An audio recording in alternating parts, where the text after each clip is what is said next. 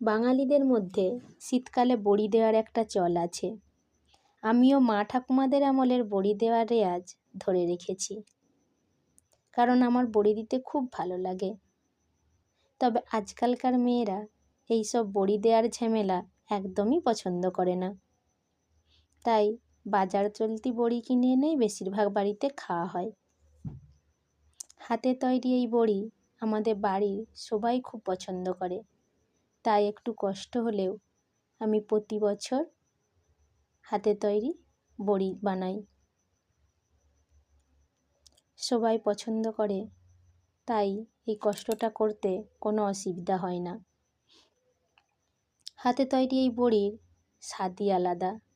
যারা বাড়িতে তৈরি করে বড়ি খাও তারা এই স্বাদ অবশ্যই বুঝবে।